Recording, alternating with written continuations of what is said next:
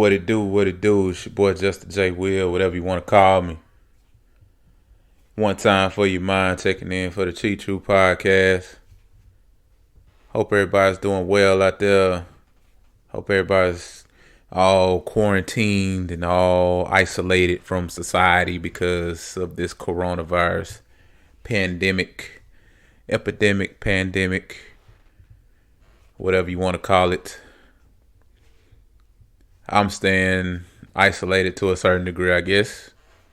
Of course, I'm kind of an introvert, so I'm kind of isolated to begin with. So it's not really that big of a deal. But anyway, thanks for tuning in. Thanks for dropping by. I appreciate you for dropping in, checking in on your boy. Because you could have been anywhere in the world, but you're here with me. So I appreciate it, man. So first of all, if I sound a little different, if I sound a little bit different, it's because I am actually walking around with my mic, trying something different. I usually try to sit down, but the thing that I found just kind of practicing in my own house and practicing to myself and talking to myself. Yes, I do those types of things and trying to get prepped for this episode and for future episodes. I found out that walking around, for some reason, it just stimulates me a little bit more. Like I can think better for some reason. And I just decided to try it today because I wanted to. So if I sound a little bit different, if this is like the terrible, most effed up episode of the Chief Truth ever, it's because I'm doing this. All right. So I'm going to try it. We're going to give it a go. And let's see what happens. So what's going on, man? There's a lot of stuff going on, man. We got free agency, NFL free agency going on. It's been a while, a couple days. You know, you got Tom Brady to the Tampa Bay Buccaneers. So we're going to talk about that. And we're just going to talk about a couple more things. DeAndre Hopkins and him getting traded to the Cardinals. All that good stuff. But let's double back real fast, man. Let's go back to this coronavirus stuff. So, I mean, I put out an episode last week and I titled it, "Are you scared yet?" Or "Are y'all scared yet?" I said something like that. Basically, are you scared? Are you scared? Is you scared? Is you maybe scared? A little scared, not really scared. Because this thing ain't getting no better. Okay? It's not getting no better. It's not getting any better. It's not going to stop spreading. I'm not trying to be doom and gloom, doomsday guy. I'm not saying that. I'm just speaking fact. I'm just giving you guys the reality of the situation. It just is. That's just how it's going to keep. It's going to get better before. It's going to get worse before it gets better. Let me just put it like that. So, I mean, man, they are shutting down stuff. They are closing restaurants.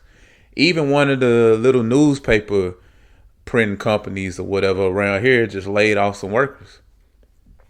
So, I mean, it's going to have a ripple effect, man. I mean, people are going to lose their jobs behind this. It's having a ripple effect. It's a domino effect.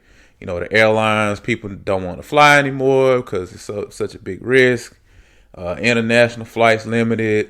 I think Canada just closed off the border or something to the U.S., some crap like that. I mean, it's getting real. Restaurants closing down, limiting dine-in options. I mean, closing clubs, bars, all that stuff.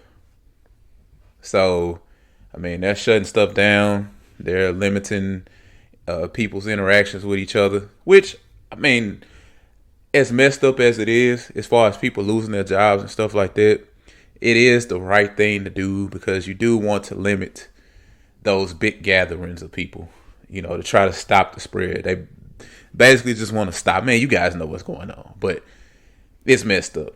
It's messed up for everybody, right? Because now you can't travel. And if you do travel, you're taking a big risk. Even if you don't exhibit symptoms, well, maybe you do have it, but then you give it to somebody else. You give it to your grandmother. You give it to your mother. Give it to your sister. Whoever, man. It's a messed up situation all around. My job has told everybody to basically, if you can work from home, work from home.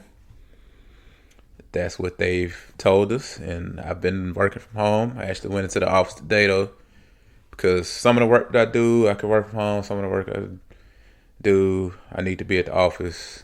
Yada yada yada, whatever. Y'all don't want to hear about that, but my company, a lot of other companies are asking people to work from home, and it's just a messed up situation all the way around. So once again, wash your hands, wash your tail.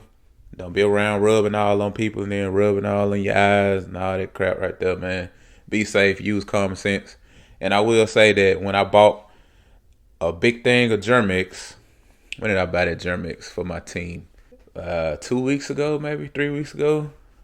Probably the last time you can remember that you could actually get tissue and paper towels and all that stuff in the store. It wasn't that long ago. It was just some weeks ago. When I bought that Germix, I did not think that that would be the last time that I would buy Germix for like months. I didn't think that would be, so scarce 2 weeks later. Or however many weeks, 2-3 weeks later. I mean, you can't find nothing, man. But just be safe and use good judgment.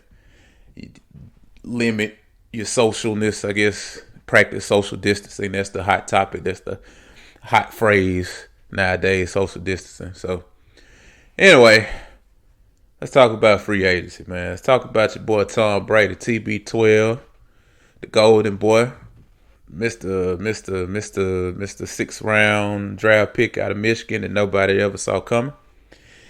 Let's talk about that, man. So, Tom Brady announced to the world that he was not coming back to the Patriots, and he ended up signing with the Bucs like a day later, I guess. And he's getting signed to a 2-year, $60 million deal, so roughly $30 million for each year. And, I mean, we've seen this with quarterbacks in the past. Quarterbacks who have, and not just quarterbacks, but just players, period, right? I mean, Michael Jordan to the Wizards, Joe Montana, Chiefs. I mean, it's not unusual to see guys like Tom Brady finish their careers with different teams. So, it is kind of weird to see him, though, outside of New England, just because, I mean, he's so synonymous with New England. And when you think of the New England Patriots, of course, you think of Tom Brady and Bill Belichick. Well, they won't have that next year. So, he'll be with the Bucs, and he will definitely have a better supporting cast as far as receivers, stuff like that. I mean, Mike Evans, Chris Godwin came on last year out of nowhere. O.J. Howard, who I think is pretty good. O.J. Howard, Cameron Brake, those guys. I mean, they have some weapons. And Bruce Arians, he's a really good offensive mind. I know Tom Brady isn't necessarily the big-armed guy that Bruce Arians likes. Bruce Arians, he likes to chuck it down the field and, hold the ball and 7-step drops and all that stuff right there. But at this point in Tom Brady's career, which he's never been that type of quarterback, he's been more of a, get the ball out quick, slants and all that stuff. Not saying he doesn't air the ball out from time to time, but he's never been Andrew Luck, 7-step, throw the ball 60 yards every play. He's never been that type of guy. So I think it'll work out. I think they're going to go to the Super Bowl or something like that next year. No, I don't think so, because they have way more problems on defense, which I guess they kind of got a little better last year.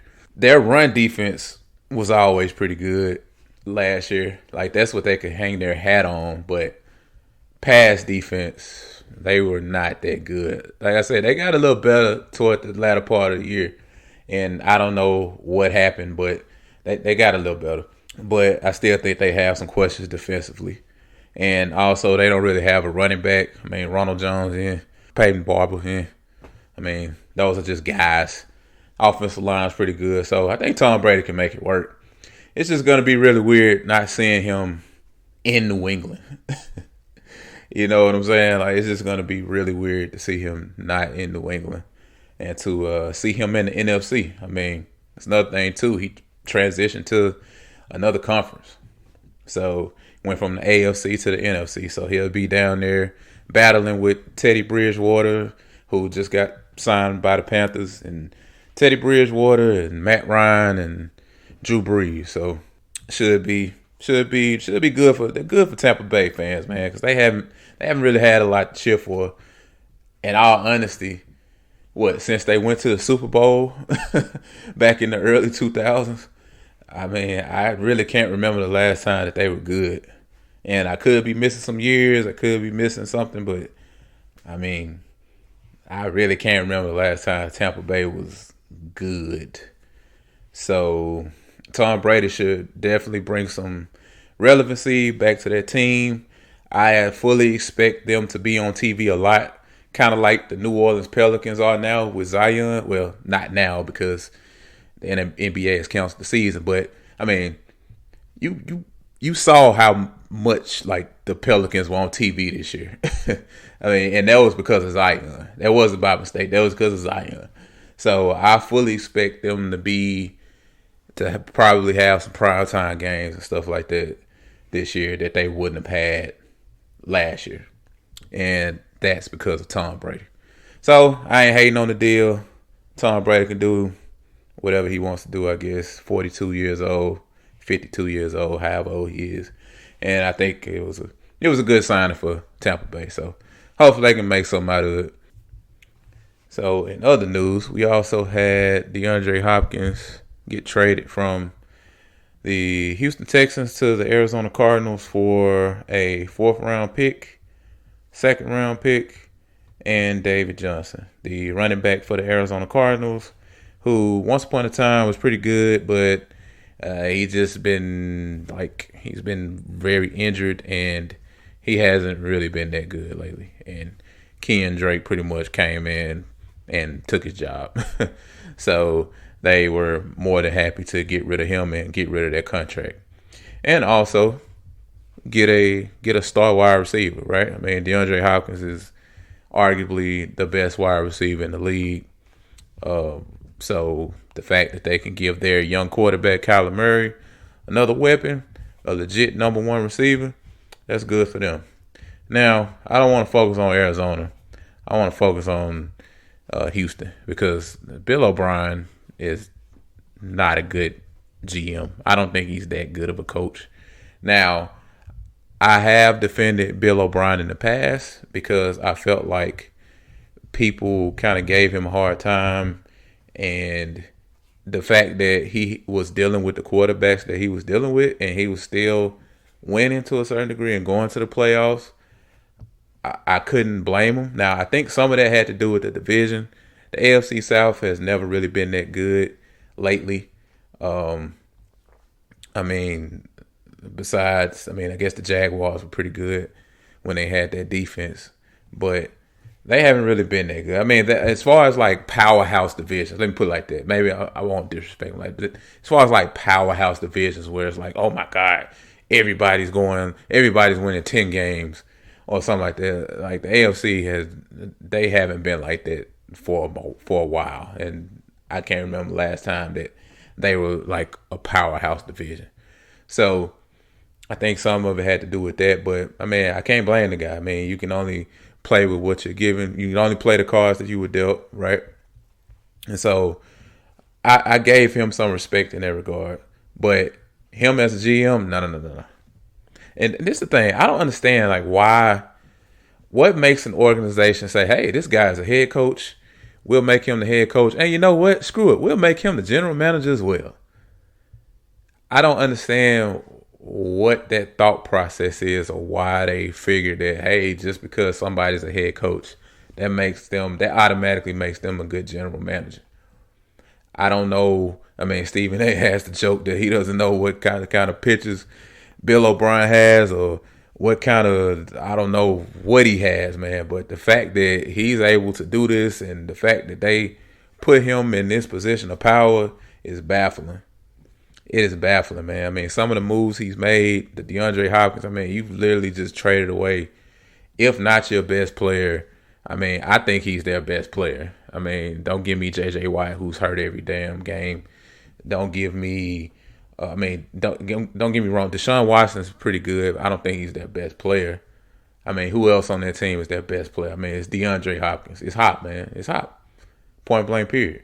And you literally just traded him away for nothing. I mean, the draft picks are fine, I guess. And I think that they were kind of short on draft picks because of some of the moves that Bill O'Brien made. The Laramie Tunsil trade, 2 first-round picks, which I think that was a bad trade. Don't get me wrong. I don't think that Laramie Tunsil's a bad player, but I don't know, man. You trade 2 first-round picks for a left tackle, you better be getting like Trent Williams. You better be getting Trent Williams. You better be getting Tyron Smith, man. You better be getting somebody like that. You better be getting a Joe Thomas. You better be getting an elite tackle. Like, you got to be getting somebody that's an elite guy. Now, Laramie Tunsil, he has the upside, but he's a solid left tackle. Let me put it like that. He's solid. And I think he still has some room to grow. But 2 first-round picks, good God almighty, that's a lot. I can see maybe a first-round pick, but 2? I don't know about that. And then you look at what the Vikings got for Stephon Diggs. I mean, they got a first-round pick from Buffalo for Stephon Diggs and some more picks. So the fact that the Vikings can get a first-round pick for Stephon Diggs, who's also good, but he's not messing with Hop. I mean, he's not DeAndre Hopkins. I mean, he's not up there. The fact that the Vikings can get a first-round pick for Stephon Diggs and Bill O'Brien and the Texans couldn't get a first-round pick for DeAndre Hopkins, that's baffling. And another plot twist to this whole thing is the fact that apparently Bill O'Brien and DeAndre Hopkins had a little discussion before all of this went down. Michael Irvin, the Hall of Fame receiver for Dallas Cowboys, came on TV and he said this right here. Into it. He told me, he said, Michael, it was a bit of a power struggle there because Coach O'Brien thought he had too much influence over the locker room. He called DeAndre Hopkins in a meeting to talk about this and to kind of, hash it out. In that meeting, he started the meeting with telling DeAndre Hopkins this. That blew my mind when DeAndre told me this. He told DeAndre Hopkins, he said, hey, the last time I had to have a meeting like this, it was with Aaron Hernandez.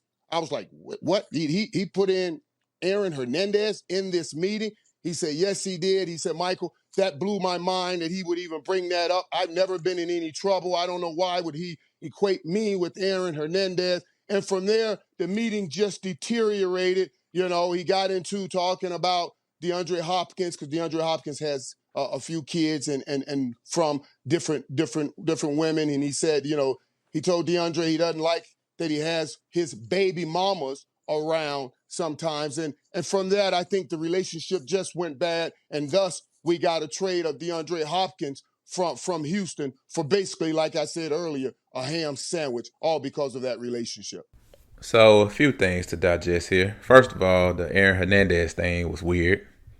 I don't really understand what context he was mentioning Aaron Hernandez in, but that was just weird, the fact that he would bring that up.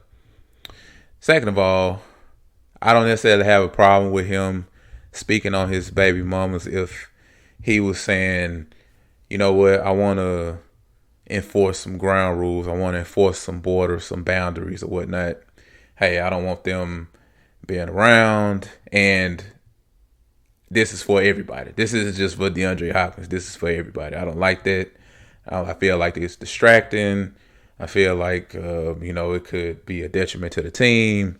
If I let you do it, then other people want to do it. I can understand those types of conversations. Like, that's not disrespectful or anything like that. That's just a coach trying to lay some ground rules and trying to, be the authoritative figure for his team. So I don't necessarily have a problem with that. Now, what I do have a problem with is if he was saying it in the sense that, hey, I don't like the fact that you got different baby mothers and you have different kids by different baby mamas. Now, I don't like that because at the end of the day, it's none of his business. Okay? It's none of his business. At the end of the day, the guy's there to play football. What he does off the field, that really doesn't matter, especially with this being something as personal as this. I mean, if he wants to have different kids, different baby mamas, which he has them now, so I mean, if he takes care of his responsibilities, you're not gonna take care of him. Bill O'Brien, you're not gonna take care of him, right? Mr. GM slash head coach, you're not gonna take care of them. You're not gonna pay for any school lunches or any clothes, or anything like that. So it's really none of your business. Now, I remember Janoris Jenkins went through this well, definitely wasn't last year, but it was a few years ago. I think it was around the time that he was about to sign with New York with the Giants. Obviously, he plays for the Saints now, but I remember he went through this, and he has, I think Janoris Jenkins has like 5 kids. I think 5 kids and like four baby mothers. So, I mean, they literally wrote a whole article on this and interviewed him about it. That's how crazy it was. And he was just saying, hey, I mean, it's a blessing. I take care of my kids. I take care of my responsibilities. You know, I did what I did. It is what it is. I'm in their lives. They are a part of mine. In the off season, I try to have them as much as possible. During the season, I try to have them as much as possible. I pay my child support.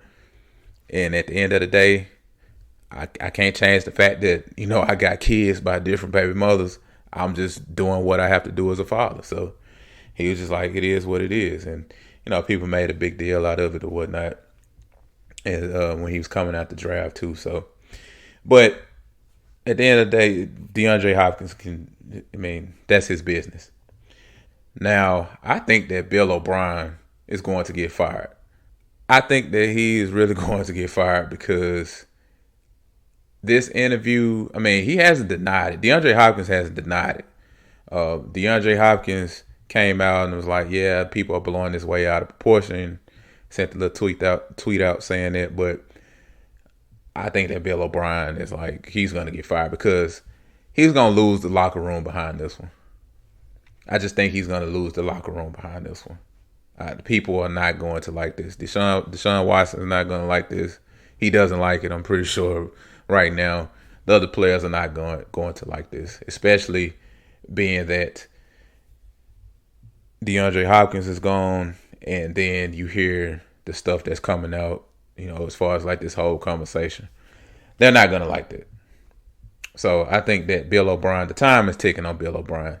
And I tweeted this out after this happened. I was like, man, Bill O'Brien is obviously trying to get fired here. So I don't know what he's trying to do. He's a terrible GM.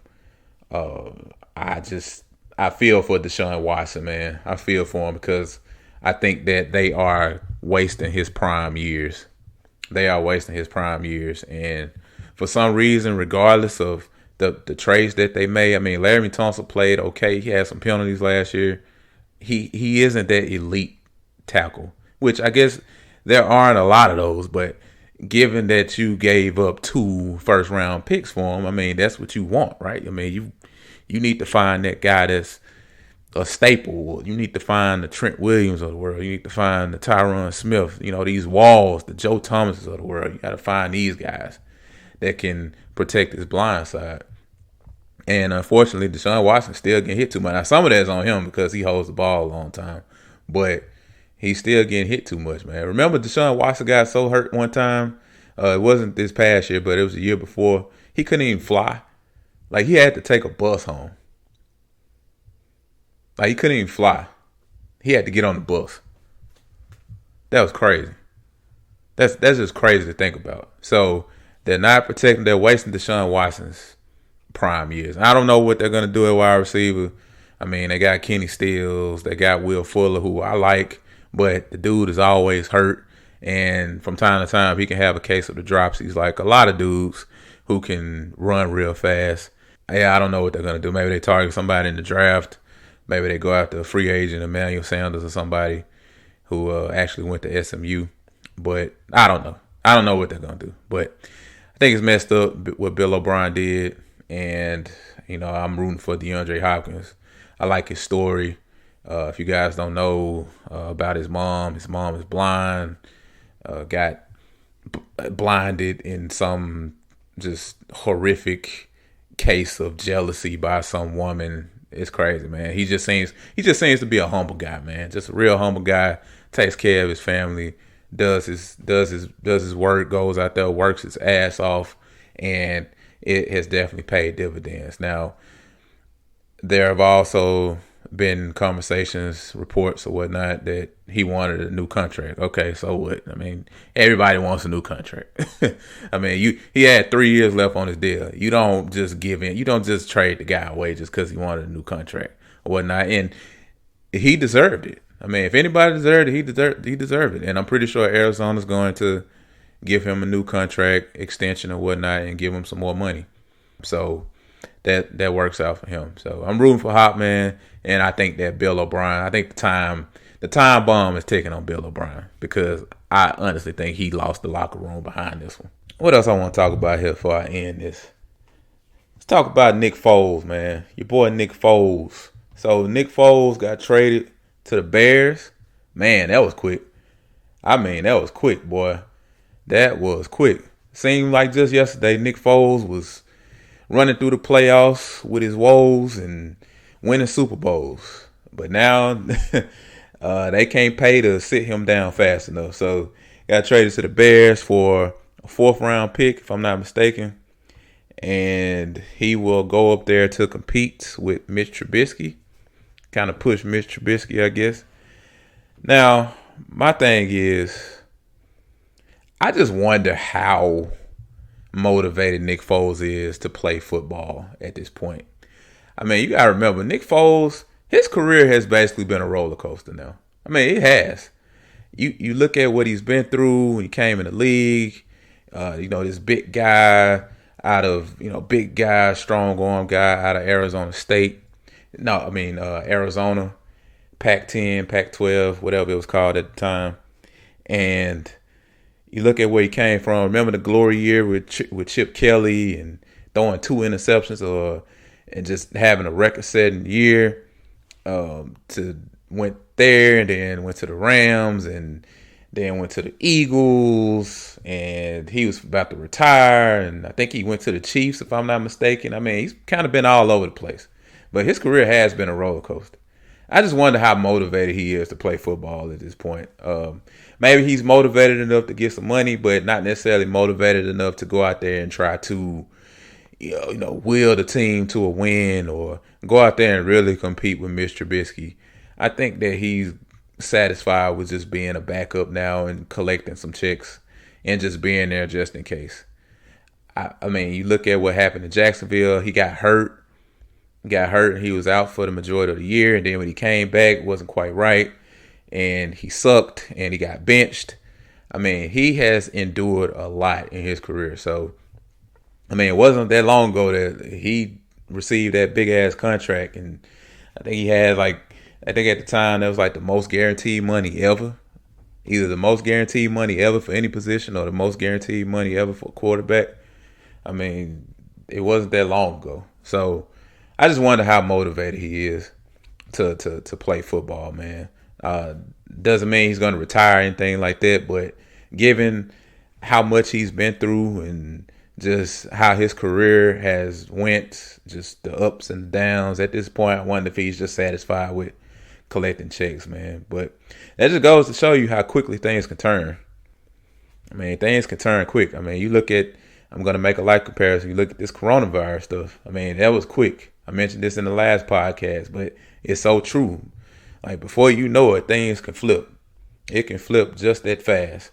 It's no different than when you end up with a car repair or something, man. Have you guys ever had to get your car fixed or your car's working just fine? And then all of a sudden the check engine light comes on. And then next thing you know, a week later, you got to shell out $400 for a repair. I mean, just that fast. Car been fine up to this point, but then just that fast, you out of $400. Or I don't even got to go to that extreme, like just a flat tire or something, right? Flat tire, you ran over a nail, and then the nail's in the sidewall, so you can't just go get a $25 patch job or however much it is. You got to actually go get a new tire. So now you got to pay $130, $140 for a new tire, and then they want $50 to put it on. I'm just kind of throwing out numbers here, but it can just add up so quick, and before you know it, you out of like $200. The battery went there. Oh man, now you out of $200. So it can all just come so fast, man. And same thing with this coronavirus thing. And Nick Foles had that contract, and all of a sudden, he's just another guy. He's competing with Mr. Trubisky, and I think he could beat out Mr. Trubisky. I'm not a big fan of Mr. Trubisky. I don't think that he's that spectacular. I mean, maybe this will push him a little bit, but I don't really expect Nick Foles to really make this his destiny, I guess, or to make this his goal to beat Mr. Trubisky out. And Mr. Trubisky is just Mr. Trubisky. But I will say this: if Mr. Trubisky can take the Chicago Bears to the playoffs, Nick Foles can, because the Bears still have a pretty decent roster. You know, offensive line, defensive line. They got rid of Leonard Floyd, but they still got Khalil Mack. They re-signed Danny Trevathan. I mean, they got some pretty good talent on there, man. And you know, they got Allen Robinson. I think that they have some pieces, and Nick Foles could do a better job than Mr. Trubisky can. But of course, that's not saying much. So we'll see what happens with the Bears, man. But so that's it for me. I'm gonna let you guys go. Appreciate you for dropping in, checking in on your boy, man. Be safe out there, and I'll talk to you later. Peace.